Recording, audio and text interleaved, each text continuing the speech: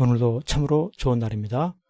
대통령 선거도 끝나고 또 날이 점점 봄 기온이 완연해져가는 그러한 때입니다. 우리 삶 가운데 어떤 환경 가운데 있든지 간에 하나님의 은혜와 또 사랑이 늘 충만한 가운데 형통한 삶 되시기를 간절히 축복합니다. 우리가 신앙생활 하다 보면은 헌금을 드릴 때가 있습니다. 어떻게 헌금을 드리는 것이 좋은가 하는 것이죠.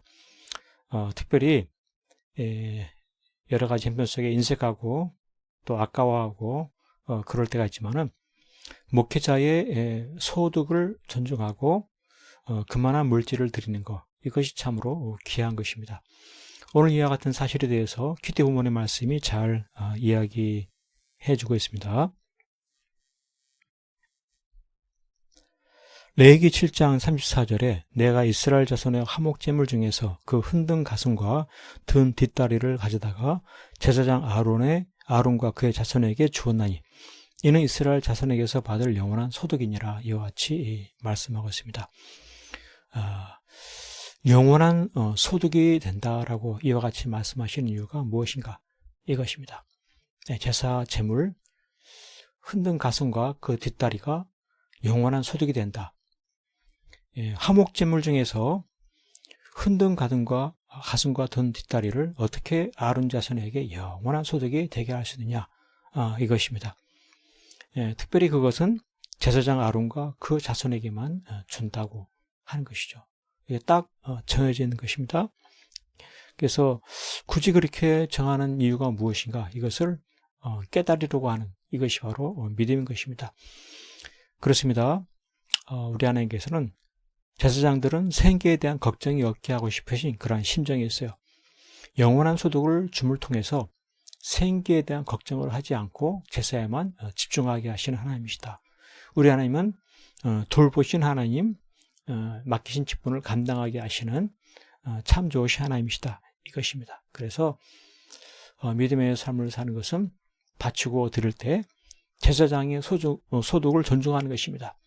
흔든 가슴과 뒷다리, 이것은 아론과 그 자손의 것이다. 영원한 소득이다. 라고 이와 같이 존중하고 그것을 드리는 것이 믿음이다.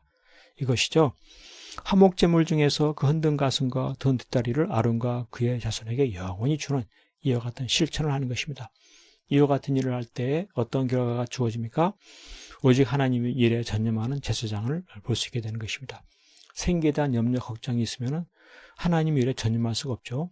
그런데 그에게 흔든 가슴과 뒷다리, 이와 같은 부분들, 생계에 대한 필요를 채워줄 때 오직 하나님의 일에만 전념하는 이와 같은 제사장 세우게 되는 것이고, 그 제사장을 통해서 온 백성이 하나님의 복을 누리게 되는 것입니다.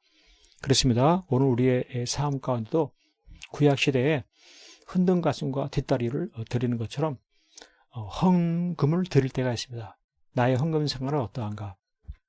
과연 올바르게 헌금 생활을 하고 있는 것인가? 여러 가지 내 형편에 따라서 드리기가 힘들고 어렵고, 그래서 조금 드리려고 하는 그와 같은 인색함이 있지는 아닌가, 이것입니다. 이와 같은 상황 속에서 믿음의 헌금이란 무엇입니까? 목회자의 소득을 존중하는 것입니다. 그것이 무엇입니까? 아론과 그 자손에게 흔든 가슴과 뒷다리를 그 귀한 부분을 아낌없이 영원토록 주었던 것처럼 내가 하나님 앞에 헌금을 바칠 때에도 가슴과 뒷다리 많은 물질을 드리는 것입니다. 조금만 드리는 것이 아니라 아주 귀하고 아주 풍성하고 아주 많은 부분을 하나님께 드리는 것이죠. 그와 같이 해야 될 이유가 무엇입니까? 그것이 바로 목회자의 소득이 되기 때문에 그러하다, 이것입니다. 목회자의 소득이 되기 때문에 그만한 내가 풍성한 헌물을 드릴 줄 알아야 한다. 이것에 대해서 전혀 아까워하지 않고 당연히 여길 수 있어야 한다, 이것입니다. 이와 같이 헌물을 드리는 그는 어떠한 복을 받게 됩니까? 목회자가 생계에 대한 걱정과 염려를 하지 아니하게 될 때 오직 하나님의 맡긴 사역을 전념할 수 있고 교회를 섬길 수 있고 성도들을 돌아볼 수 있고, 이와 같은 목회자의 헌신을 통하여서 내가 풍성한 은혜를 누리게 되는 것입니다. 내가 신앙 안에 올바르게 거하게 되는 것이고 또 성숙함을 이루게 되는 것이고 영혼이 잘 되게 될 때 범사가 잘 되는 이와 같은 은혜를 누리게 되는 것입니다. 그렇습니다. 물질이라고 하는 것은 나를 위한 것이기도 하지만은 내가 하나님 앞에 물질을 드림을 통해서 하나님의 사람 목회자의 소득이 채워지게 하는 것, 이것도 참으로 중요한 것입니다. 그럼을 통해서 그가 생계에 대한 걱정을 하지 않게 되고 하나님 일에 전념할 수 있게 될 때 그것은 곧 나에게 큰 유익이 되어 돌아오게 되는 것입니다. 내가 영적인 성장을 거두게 되고 내가 하나님의 복을 받게 되어지고 내가 참으로 범사가 잘 되게 되는 오히려 더 큰 유익과 복을 누리게 되는 것이죠. 그래서 이 세상 살아갈 때 나의 필요만 채울 것이 아니라 목회자의 필요도 채울 줄 아는 그와 같은 성숙한 그리스도인, 성숙한 성도가 되어서 더 놀랍게 체험받는 하나님의 은혜와 복이 넘치는 삶이 되기를 간절히 축복합니다. 아멘.